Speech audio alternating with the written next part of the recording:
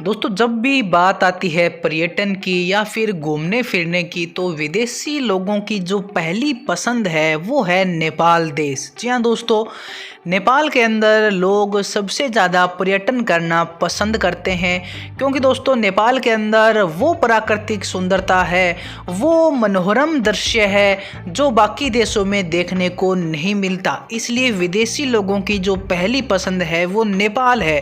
नेपाल के अंदर कई विश्व प्रसिद्ध मंदिर है जहां पर विदेशी लोग भी अपना माथा टेकते हैं। इसके अलावा नेपाल के अंदर प्राकृतिक सुंदरता है, पहाड़ है, चोटियां हैं, वहां पर घूमना फिरना लोग बहुत ही ज़्यादा पसंद करते हैं।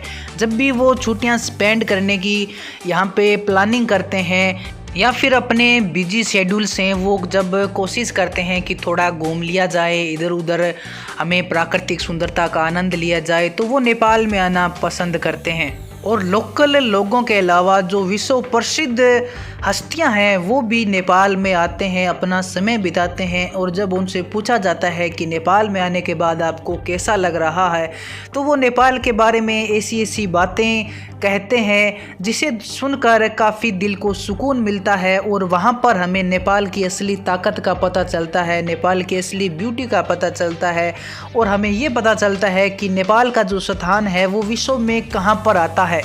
और अभी तो नेपाल के अंदर जो एयरपोर्ट्स है वो भी बढ़ गए हैं। नेपाल की जो हवाई यात्राएं हैं उनकी जो सुविधा है वो भी धीरे धीरे करके नेपाल बढ़ा रहा है ताकि नेपाल के अंदर और पर्यटन करने के लिए लोग आए और नेपाल की आर्थिक स्थिति और नेपाल के पर्यटन में भी विस्तार हो।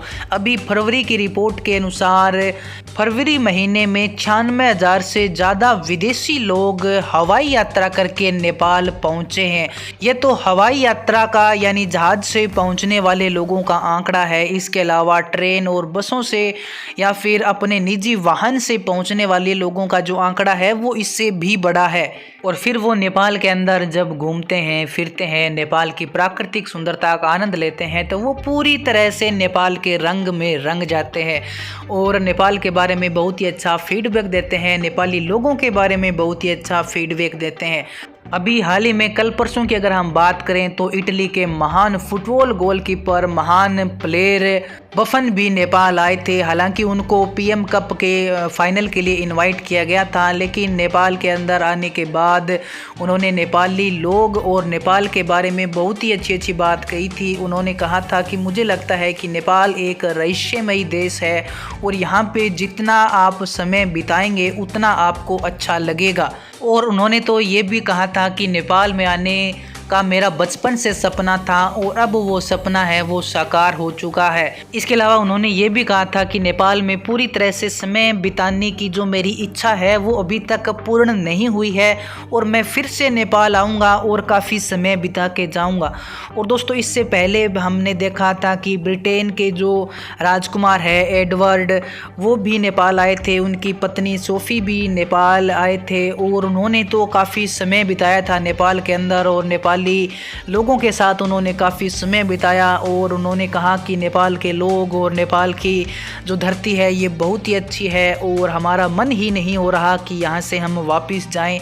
ऐसा कुछ हमें देखने को मिला था। यानी दोस्तों, कहने का तात्पर्य ये है कि नेपाल में आने के बाद जो विदेशी लोग हैं वो पूरी तरह से यहाँ पे रम जाते हैं और नेपाल की सुंदरता और नेपाली लोगों के साथ पूरी तरह से घुल मिल जाते हैं।